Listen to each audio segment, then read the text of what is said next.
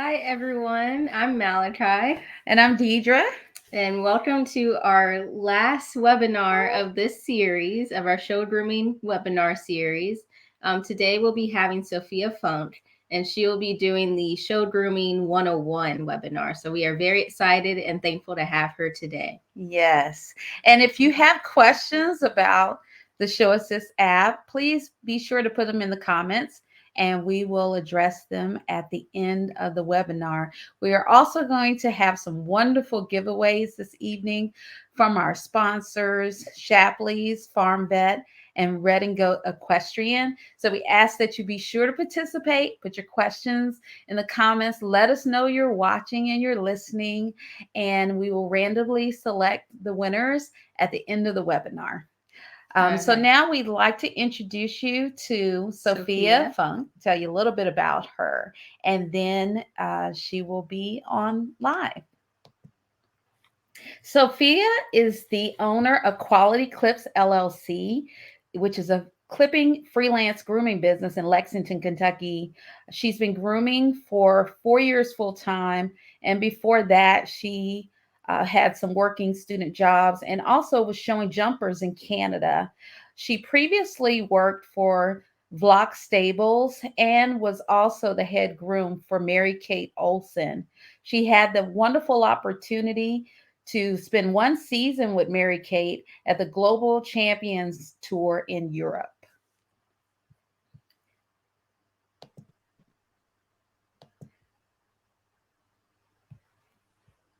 Oh. Hello, Sofia. How are you today? Hi, guys. I'm good. How are you guys? Good. Thank you so much for taking out the time to speak with us today. We're so excited to have you. Yeah, for sure. I'm here with my model Opus today. He's gonna be our model for the day. Okay, let's see. I'm gonna try sideways here. Okay, great. No problem. Awesome. So on a typical show day, if I'm gonna get the horse ready for the show, usually I would have taken them out at some point in the morning. Either they go for a hand walk or they will get flatted or lunged typically. So they'll usually come out and get a good grooming first thing in the morning. And then if they got sweaty or whatever, muddy legs from lunging or being ridden, then you wash them off or wash their legs or whatever cleanup is needed after that. So then when I have the horse out ready to show, typically they're pretty clean. But as always, when I take them out of their stall, I'll pick their feet first. Okay. We can do that. Great. His feet are pretty clean because he's already out here in the grooming stall. So what are you typically looking for, Sofia, when you're cleaning out their feet? Yeah, if they have any rocks or anything, if they were out in the paddock, make sure that they don't have any rocks in their feet. Right. And then I always pick their feet in their stall, so when you take them out, usually the aisle is nice and clean if I've been working hard in the barn, so we don't want to dirty the aisle, and we'll always make sure to pick their feet so they don't drag out a whole lot of shavings into the aisle.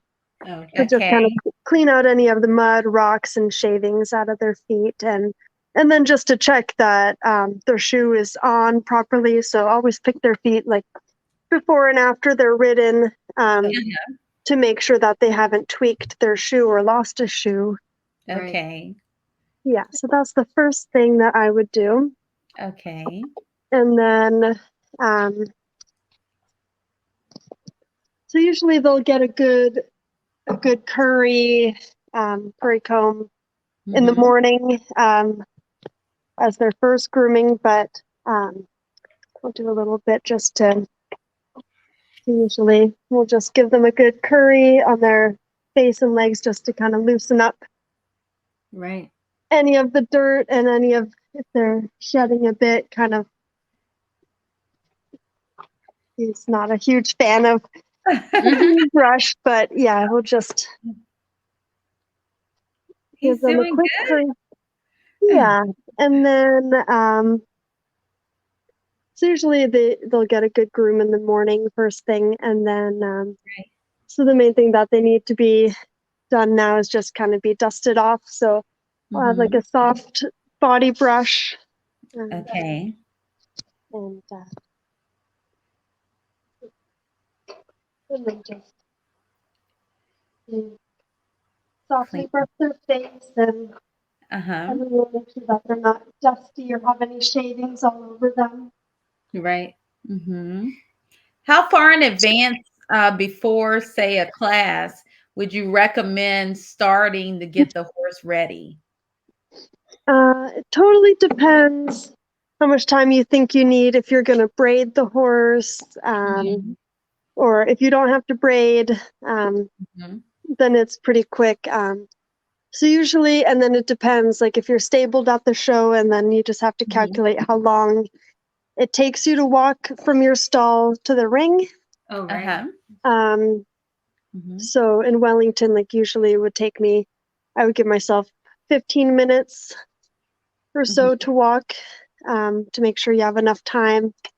And then, yeah, I would always have to braid the horses. So I would get ready at least an hour and a half before the class, or before I would be going in the class, just to make sure that I have enough time. And then sometimes if they have to wear the magnetic blanket or other things, then you just have to give yourself enough time for all of those procedures. Okay. And then, so then after I give them just a quick brush, I would probably take like a damp towel. Okay. And just make sure that they're not dusty anywhere, and it kind of just leaves them more shiny. I'll do this all over and on their legs. Are there any like certain products that you like to use on them, like their coat and their mane and tail, or they should? I'm a fan. I just use regular Show Sheen for their tail, and then there are a few body moisturizer conditioners that I've used in the past. I've kind of just had to work with what whoever I'm working for is providing me with, so I haven't had like my own brand that I'm kind of loyal to. So I've kind of used a bunch of different products. Okay. But yeah, I always Show Sheen in the tail before I brush it. So I'll do that now. And then I know Shapley's makes a ton of nice oils and gloss products, which is great. As a finishing touch, you can use that all over their body and in their mane and tail. Okay. Great.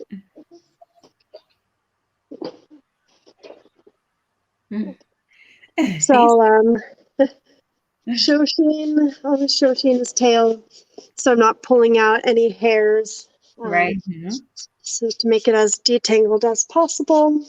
And I don't try to,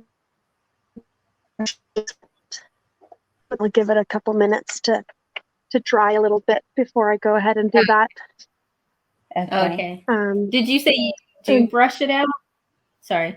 I do brush it out. I'll brush it out when the Show Sheen has set in there for a minute. So I don't brush it out immediately when it's fully wet with the Show Sheen. So I'll give it a minute to kind of sit and work its magic in there. And then I'll brush it out in a minute. So in the meantime, before the horse shows, I always make sure to fully douse them in fly spray. You don't want them to be swishing their tail or agitated about the flies, picking at the flies. So I'm a big fan of just use a ton of fly spray. Awesome.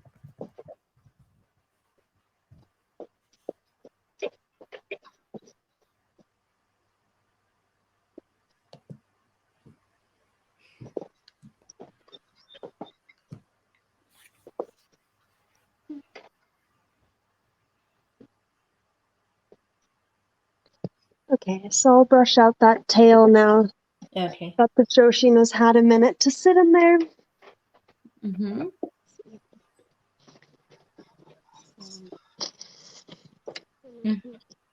He doesn't want to stand. Okay. That's all right. So I usually kind of hold the tail quite firmly and then just go a bit. I don't like just kind of pull it through and aggressively Mm-hmm. yank out all the hairs. Kind of start at the bottom and then work your way up. Okay. To make sure that you're not kind of getting caught in any knots and pulling out hairs. Mm-hmm. His tail's pretty silky already, so Oh, nice. just so that it's nice and It's got a nice tail. detangled. Oh, good. Oops. Uh-oh. Oop, what happened? We lost her for a minute, so Yeah. let's give her a second to get back on. Mm-hmm. In the meantime, if you have any questions, make sure to put them in the comments so that she can answer them throughout the webinar. Yes.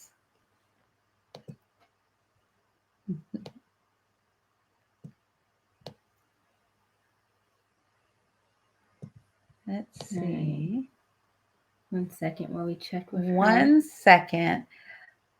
Well, I there think we she's go. coming back on now. Mhm. I lost you guys. Oh, It's no problem. okay. It's okay.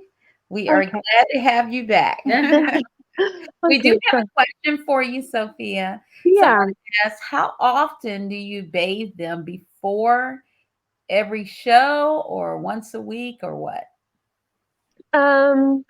So that usually depends on how dirty your horse gets. If you have a gray horse, you might need to bath that one a lot more. I'm a fan of trying to not bathe them as much as possible because it kind of can tend to strip their oils, and Right. especially in Florida, they can get a bunch of skin issues, especially on their legs if they're constantly washed and wet all the time.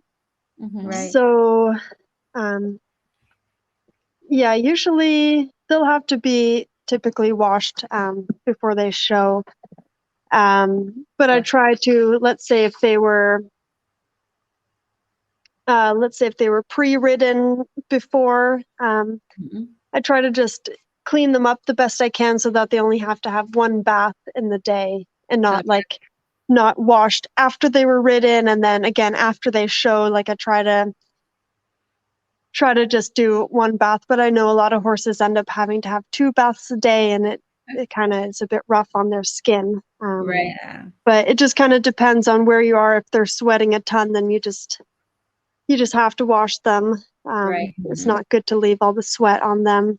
And then if they're just a gray horse that loves to lie down in their poo, then there's not too much you can do about that other than washing them. That's true. Yeah, but I try to kind of leave them, and then if they have a week or so that they're not showing and they're not so sweaty, then totally don't bathe them. I would just give them a good curry and just a good brush as often as possible. Okay. Sounds good. Yeah. Okay, so then after their body is pretty much all brushed up, then I like to use baby wipes on their face, just to kind of get if they have any crusties around their eyes, and then just to clean their nose, especially if they have a pink nose, you can really see the dirt inside the nose. So I always clean out their nose before they show.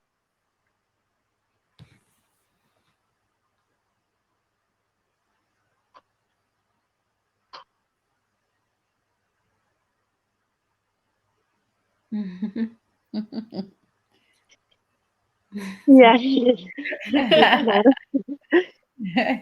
not a huge fan of that, but he puts up with it. And then another thing that I like to do, this is just maybe my personal preference with my experience with the horses that I've had, but I like to always put a little bit of Vaseline in the corner of their mouths, just to prevent any possibilities that the bit might cut them or pinch them in any way. So I just take a little bit and just rub that just in the corner a little bit on the outside and on the inside. Okay. He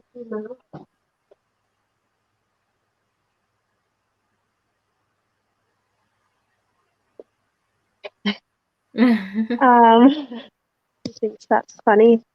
Yeah. And then, okay, while we're still at the face, then I also, an extra little touch that I like to do is I like to use a little bit of baby oil just on a sponge.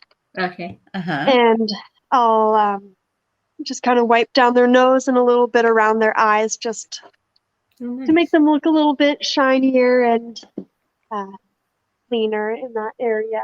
Right.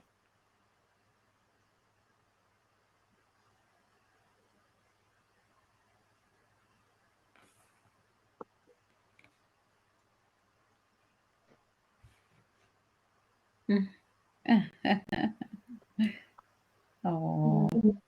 Okay, so then after that, then I always like to paint their feet before I take them to the ring.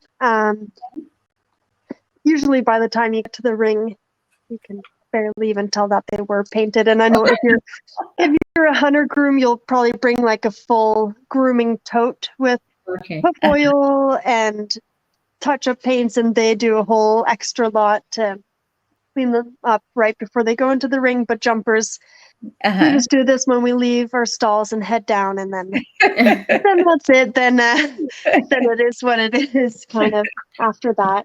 Right. But at least it was the thought that counts, that we did it at one point. So.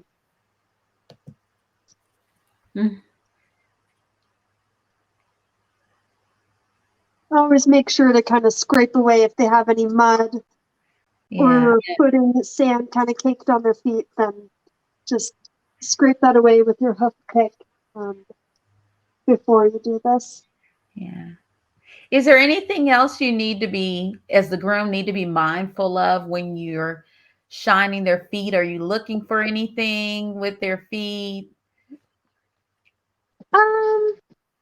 Sorry, I didn't get the first part of what you said. When you're shining their feet, as the groom, are you looking for anything in particular as you're doing that? Not particularly. So you would have, I would be looking for things like when I'm picking the feet, more so, because then you're running your hand down their legs when you pick up the feet, so you feel for any swellings or anything going on their legs, and then you check out the shoe. Right. So mostly you would see if there's anything going on is when you're picking the feet. You could see, if there's something wrong with the clip, the outside clip of the shoe. You could see that when you're painting the feet, but typically you would notice that also when you're picking the foot. So, Okay. Got it. Yeah, so that's just a final touch that we do before. And then we're ready for the tack after that. So he's all clean and shiny. All right. So then I'll start. So he's gonna wear just some regular open front boots. I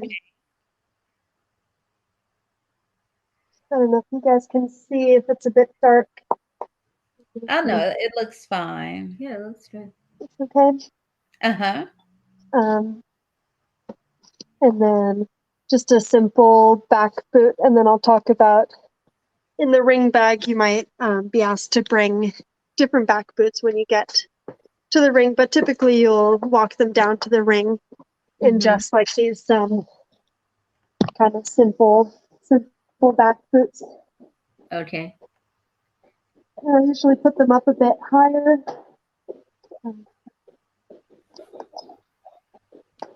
And then I push them down into place like that.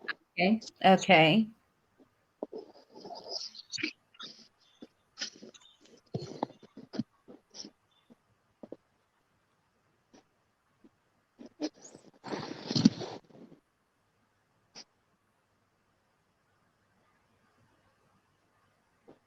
So you put them on about midway on the leg and then you slide it down. Yeah, that's what I typically do. Other people might just fit it on to down there, but I like to, yeah, so I put it up a bit mid-leg and then push it down into place. Right. Looks good. So you know that it's sitting where it should be. Mm-hmm.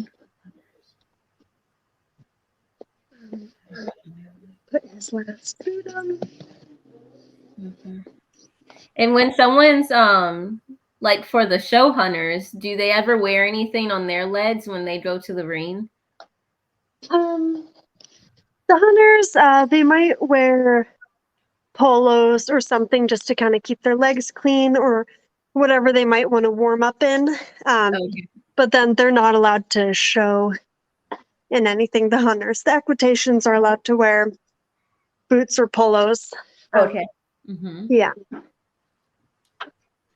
Okay, so we can do the saddle. Okay. Let's see. Move them over a little bit.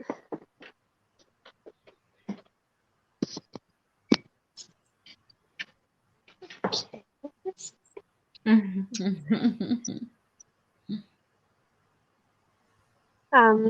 So I typically like to use like these kind of gel pads underneath. It's like a non-slip pad. Mm-hmm. Each rider will have their own thing, whether they like these ones or not. But I Uh-huh. like to use them just to kind of help keep anything from sliding around too much when you're riding. Right. That just goes straight on the back, a bit behind the wither. Okay. And then Let me see from the side. I'll always already pin my number on the saddle pad before. I just find it easier to pin it on before you are tacking up. Right. I'll have my number on there already. Is it always on a certain side, Sophia? Usually I would say it's on the left, but then it depends which side the in-gate person is sitting, because they Okay. need to be able to see your number when you're riding in to confirm that Okay. Okay. you're the right horse and rider going in when you're supposed to be. So Right. yeah, so it's always best most of the time on the left, but just kind of see what the setup of the ring is at, and then Okay. you'll be able to figure that out. Mhm. Awesome. Look at him.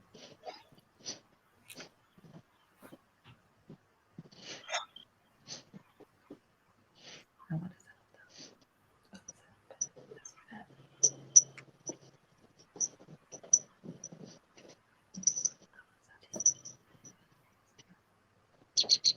So, Sophia, what did you put on top of the saddle pad? What was that?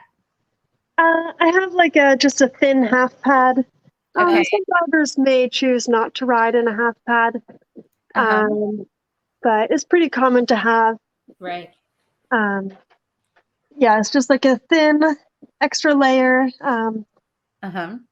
just to kind of give a little bit of extra cushion and protection Okay. from the saddle. So a lot of riders will use them, but some might not. And then especially the hunters, they'll just typically have their saddle right on the little fitted hunter pad, Okay. Uh-huh. so they don't use them as much. Okay. Awesome. Yeah. Yeah, maybe okay. Come up here. Mm-hmm. Okay. Let's see. So next would be the breastplate, because it kind of attaches to. I'm not going to do up the girth yet because this one goes to one of the girth billets. Okay. Okay. So this one, and then there's a whole bunch of different types of breastplates, so they won't always be like this one. Some might clip on to the top loops of the saddle. Right. But this one just goes around the neck. And then it goes in, you attach it to the girth billet here. You loop it around. Okay. So then, and then it stays in place when you do up the girth. Right. So I'll put you down over here.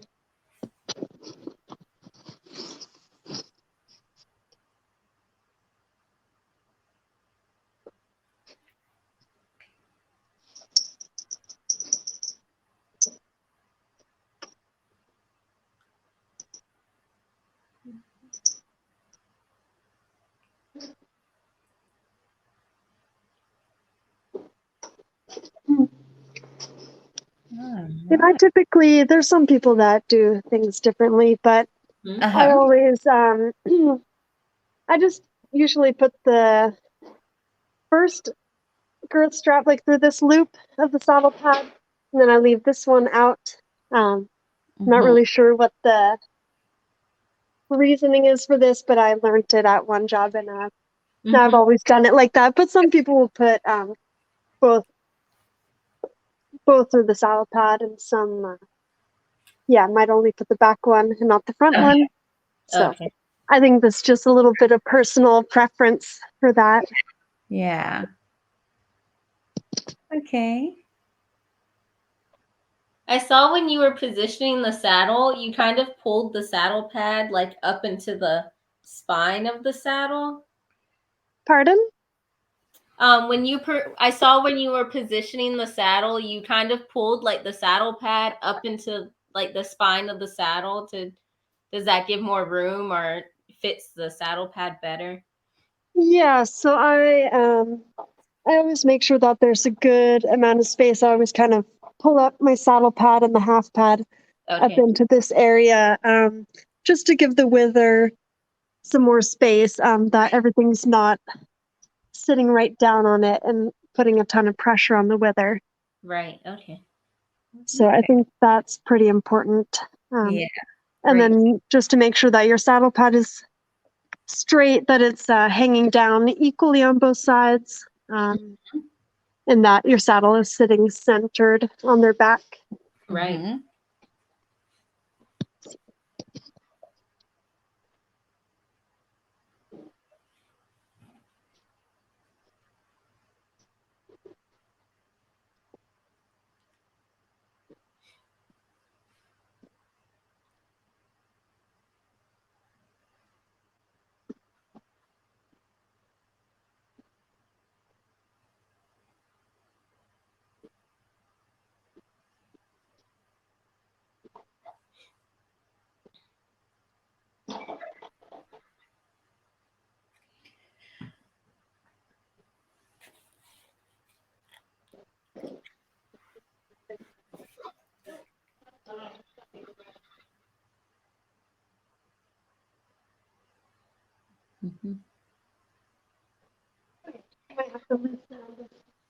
Oh, no problem.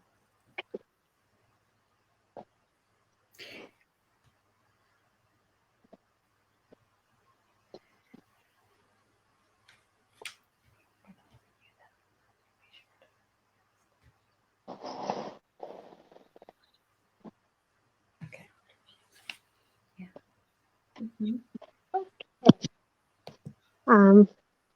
He's a bit bigger, a little bit big for my girth, so it's a bit hard to get it on.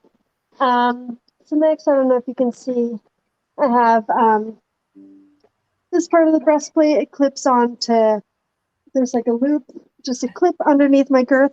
So I just kind of clip that into place. Okay.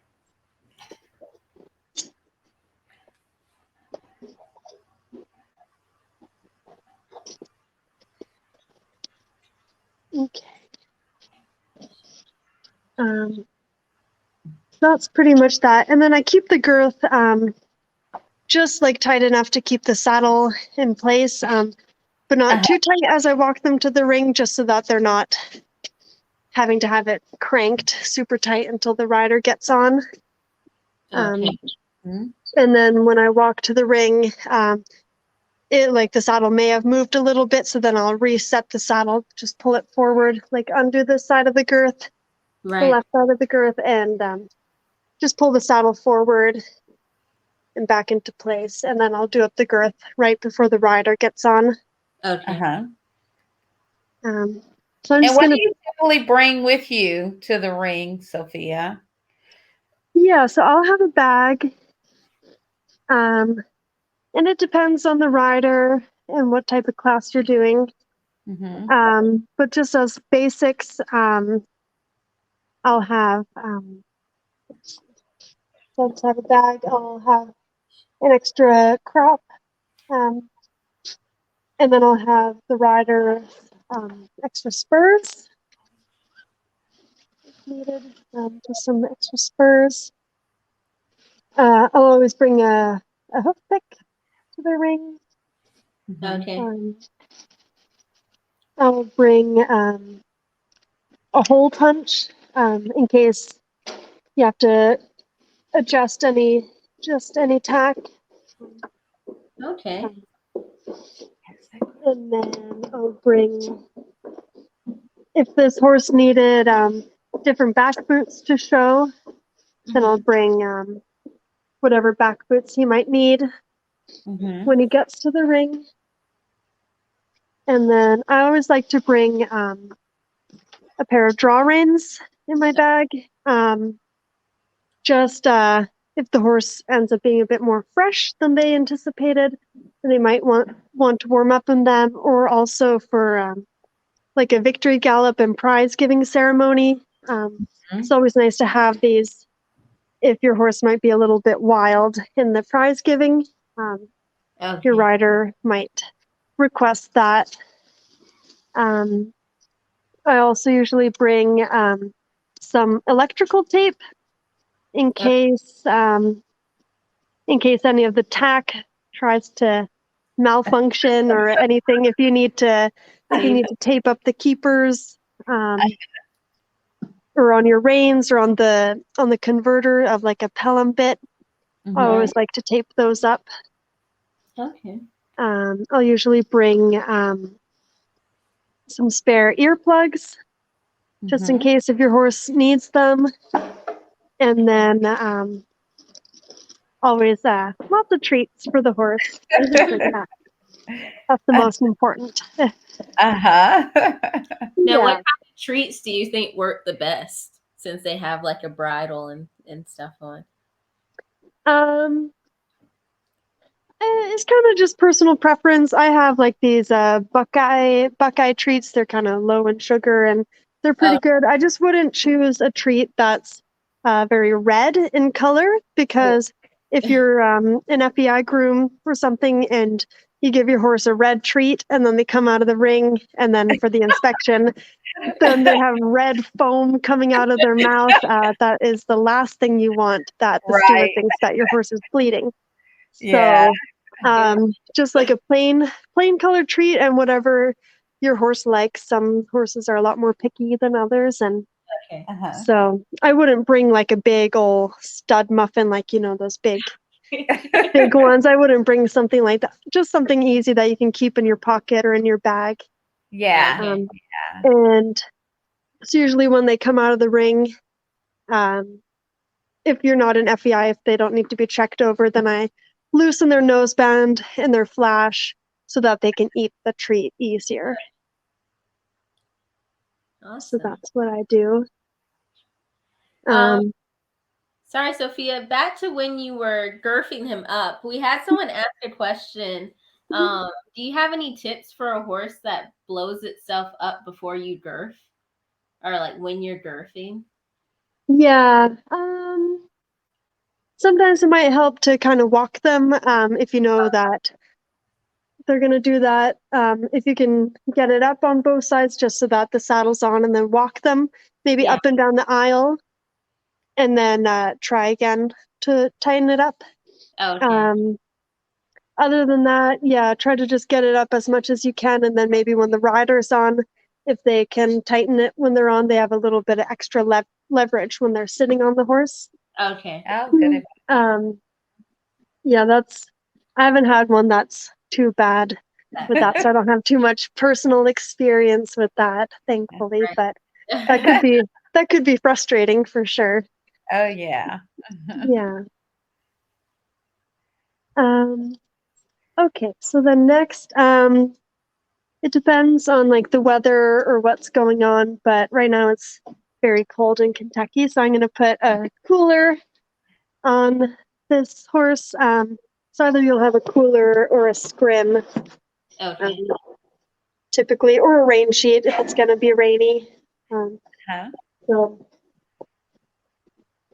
put this on.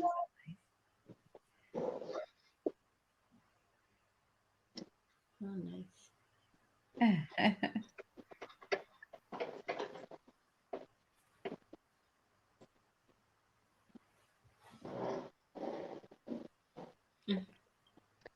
And then unfortunately, I don't have a surcingle here to show you guys, but usually I would have like a surcingle. It's like an elastic band just to wrap around to, if it's super windy, just to keep everything in place. Oh, okay. And then if you need to pack like a rain sheet, or let's say it's cold in the morning, he's wearing his cooler when he shows, but it's going to be warm by the time he's done, and I want to bring my scrim to walk him back, then you can fold it and put it on top and then secure it.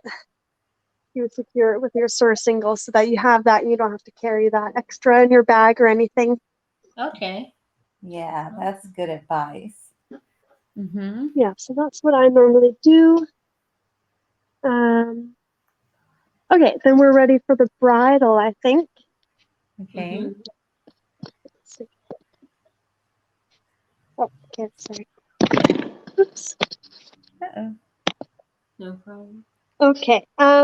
So if he's gonna wear right now, he's gonna be a jumper. So if he's gonna wear like a little bonnet, if they have a big forelock, I usually just take an elastic band and I'll put their forelock just in a little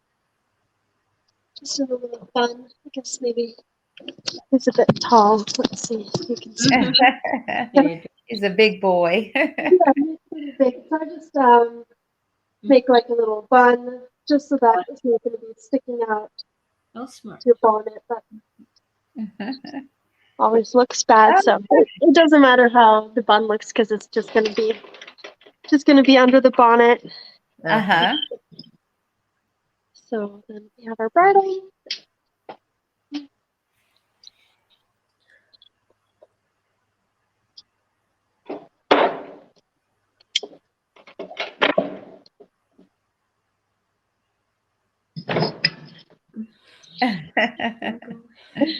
Don't go Kind of run away. away.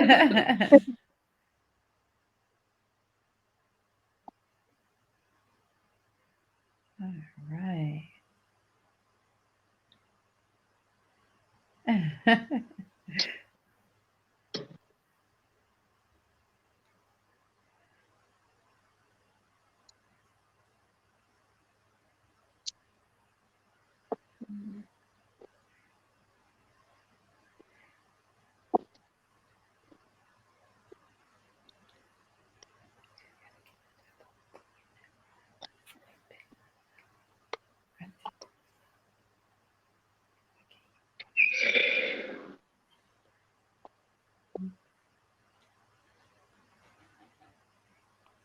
And so, Sophia, will some horses wear earplugs underneath the bonnet? It totally depends on the horse. They make a lot of bonnets with soundproof ears now, so a lot will kind of opt to do that instead. This horse is he really hates earplugs, so I don't think he would even let me put them in. But yeah, a lot will wear earplugs, or they'll wear like a soundproof bonnet. Or some hate the bonnet. They shake their head like crazy, so some won't wear anything at all. Right. It totally just depends.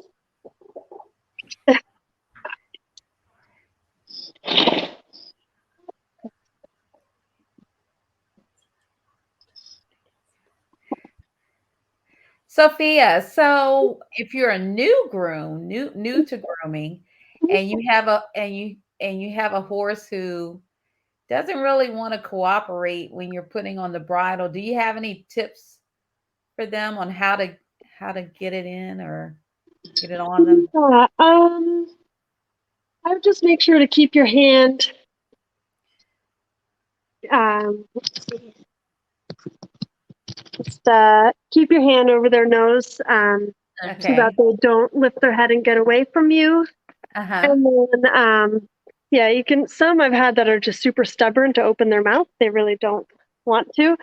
So you really can have it more on this side. I would really stick my thumb into their mouth, making sure that you're not putting your thumb where his teeth are, but just kind of in the corner of the mouth. Sometimes I've had bad ones, and you really have to kind of poke their roof of their mouth and really get them to open up. But yeah, usually there's not too many that are that super difficult. Yeah, so just kind of stick your thumb into the corner of their mouth, and then keep your hand on their nose so that they don't lift their head and pull away from you. Oh, yeah. And then when I'm walking the horse to the ring, I just keep the nose bend and the flash loose until your rider gets on, so that they're not all cranked in before they really have to be. Oh, okay.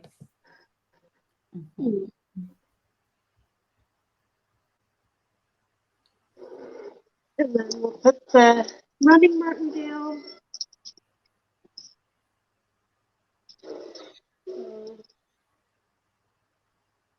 This one just goes, I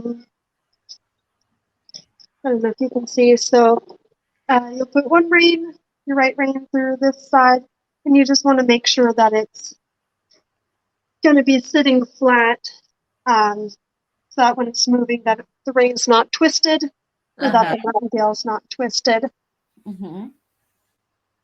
Okay. Just like that.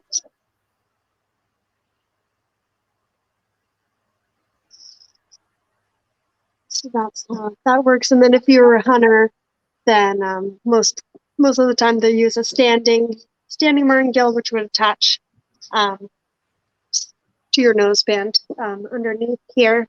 Okay. But I believe those are only illegal in jumpers up to a certain height, maybe meter 30, I think, but for amateurs. But I'm not totally sure on those rules. But they're not as commonly seen in the jumper ring. Usually you'll have the running martingale with the rings like this. So then he's pretty much all done. So then I'll have my chain shank. And usually I'll just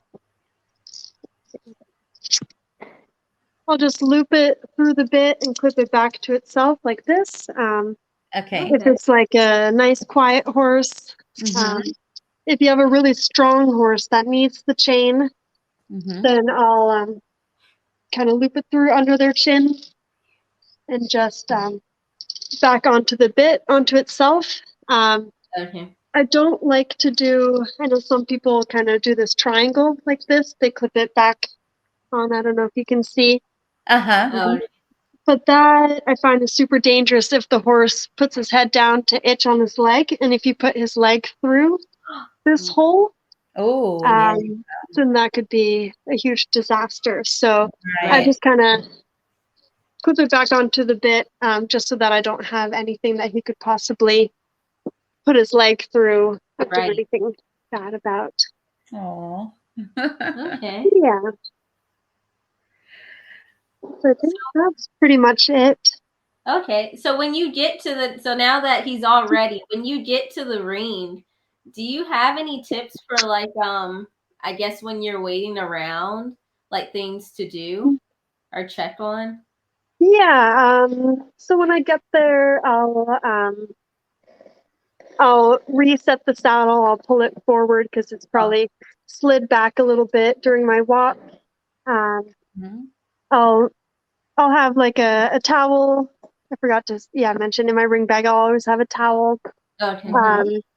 So if they've been sliming everywhere, getting slime from their mouth, then I can just kind of wipe their mouth, tidy them up. And then before the rider comes, tighten up your noseband and your flash, pull down the stirrups. I usually like to keep their scrim or cooler on them until they're ready to go, and then just fold it up neatly, hang it on the fence or whatever you have available, just so that it's tidy. But yeah, other than that, just try to find some shade. Usually it's hot at the show, so don't want your horse cooking in the sun, and you don't want to be standing in the sun either. Right. And then if you have a really antsy or nervous horse, then you might just have to kind of walk that one around, or maybe you have a really old, kind of a stiff horse, and the rider wants you to keep them moving before they get on, just so that they're not feeling super stiff when they get on. Okay. That's great advice. Oh, yeah. So let's say the class is over and you're headed back to the barn. So what do you do as soon as you get back? What's one of the first things you do? So when we get back, I would untack the horse. It kind of depends on how big they jumped, and how hot the horse is. If they're super hot and sweaty, I would wash the horse right away, and then typically put ice boots on. And then while they're icing, you can take out their braids, clean the tack, kind of tidy up everything. If the horse is not super sweaty, then I would put the horse straight in the stall, and ice them. I'm a big fan, or most of the barns I've worked at were a big fan of icing, so that's usually the first thing that we would do once the horse is untacked. And then I just kind of tidy everything up, and then once they've been iced and they're dry, their legs are dry, then they can be wrapped. Kind of depends on the barn if they want them wrapped immediately after they jump or by the end of the day. Okay. That kind of depends. But yeah, usually then the horse wants to hang out for a bit, and then later in the day you can take the horse out for a hand walk or do something like that after. Okay, great. We had a couple new questions in the comments.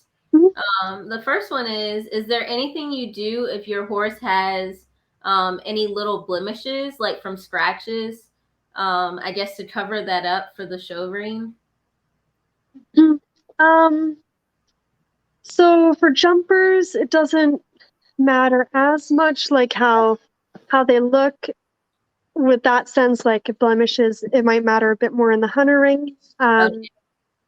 But you don't want anything to be actively like bothering them or bleeding. So there definitely are some touch-up paints and things that you can put on to cover up. I usually, if the horse has white legs, I would baby powder all over their legs. That makes their legs look a lot whiter. And then to help, like if there's any skin things going on, the baby powder usually helps. Okay. And then some horses have to go in like these socks, or gel socks. So if they have something really bad going on in their heels or something, then they'll typically wear a sock when they're being ridden or being showed. Okay, awesome. And then the other question, how many horses do you typically groom at one show? It depends on where you're working and what type of standard that they want. So if they're expecting a higher standard, a really high standard, and that your horses are being hand walked several times a day and there's a lot being done with the horses, then I would say no more than 4 horses per groom. That would be plenty. And to have 4 horses at the show would even be quite a lot. If you're trying to keep a really high standard. If your horse doesn't have to be braided and it's a little bit more casual, then you can maybe take on a few more. Okay. But I would say for like an ideal job, yeah, if you're having high standards, would be 4 or less would be the goal for sure. Okay. Hmm. Well, great. Let's give them a second. Let me see if anyone else has any other questions. This is so awesome. Let's see. Ask now. While Sofia is giving us her time. I do have a question, Sofia. What would be some advice that you would give like a newcomer into show grooming? Like if they just started. Yeah, I think just ask a lot of questions. Ask like the other grooms and the barn manager or the trainer. Right. I would never come into, because I do freelance grooming, so I work at a bunch of different barns. Right. So I try to never assume that everyone is doing things the same. I always come in just willing to learn what their procedures are. I think one of the worst things you can do is just assume that everyone is going to do the same thing as you've done at a previous job, because it won't be like that. And then you don't want to come in with that attitude and unwillingness to learn. I think they don't like to see that. So always be willing to learn, ask questions, so that I'd rather ask a bit too much than to just assume and do something wrong that they don't like. Right. Yeah. Yeah, I think other than that, just kind of go for it and enjoy the horses. It's yeah, it's a good career. It's good, nice working with the horses, and especially if you have a good team to work with, then that makes a big difference. Yeah. Okay, well, thank you so much, Sofia, for your time. This has been awesome. I'm sure No problem. we'll have plenty of people watching it on the replay. So we'd ask that they also put their questions in the comments, and we will filter them to you so that you can answer them at a later time. Awesome. But thank you again. Thank you so much. We really, really appreciate it. Yes. No problem. Thank you for having me. All right. You take care. We're going to go ahead and do some giveaways. Yeah. Okay, perfect. So bye, guys. Sophia. Take care. Bye. All right. All right. Thank you all who have been on the live today. It was a pleasure having you.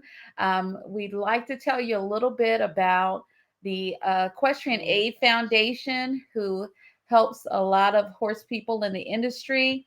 And then we're going to do our giveaway. So don't go anywhere. We have some gifts to give away to those of you who've been participating today. Yes. So the Equestrian Aid Foundation. Yeah. So the Equestrian Aid Foundation assists people from all corners of the horse world within the United States who are coping with catastrophic injury or illness.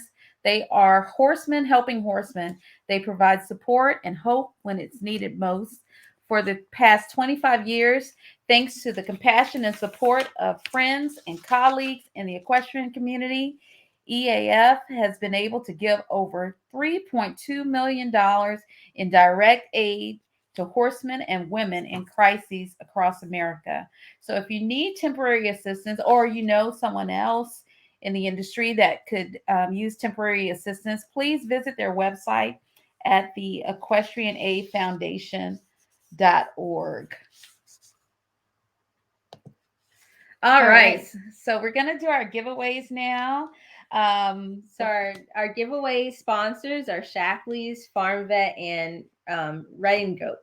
Yeah. So the first one we're going to give away is Shapley's. Yes. So who do we have, Mallie? So for Shapley's, the winner is, drumroll, Lisa Baldessari. Lisa Baldessari, you are the winner of our Shapley's giveaway. Please send us a private message. Provide us with your contact information, your mailing address, so that we can get your gifts to you. Thank you so much for joining us this evening. We also have a giveaway from Farm Vet. And who is the winner of that giveaway? Our winner of the Farm Vet giveaway is going to be Becca Gertie.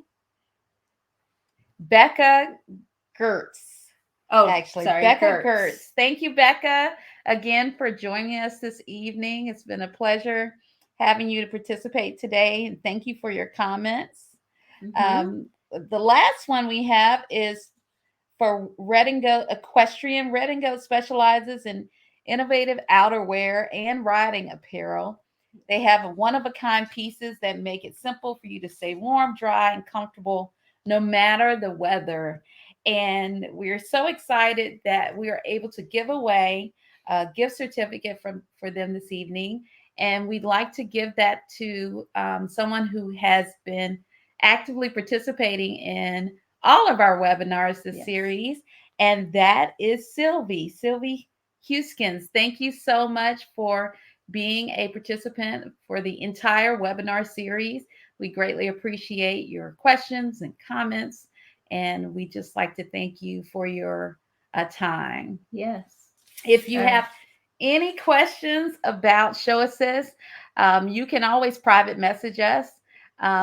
We greatly appreciate that. ShowAssist is here to help. It's an app that allows you to be able to go on and find jobs by show week, on-demand jobs, week to week. If you ever have any questions, put a private message us. Just send us a private message, and we'll gladly answer those questions. If you have some ideas for future webinars, please send us that too. We do plan to have additional grooming webinars and also in-person grooming training sessions. So we're really excited about that. Very excited about that. Yes. And other than that, I think that's it. That's it. Thank you so much to all of our sponsors who had prize giveaways. We're very thankful for that, as well as all of our participants. The professionals have been so awesome with all of their tips and advice, and we just love it. And we love being able to share that with all of you guys as well. So excited for more to come in the future, and thank you so much to the participants. Yeah. Thanks again. Take care. Bye.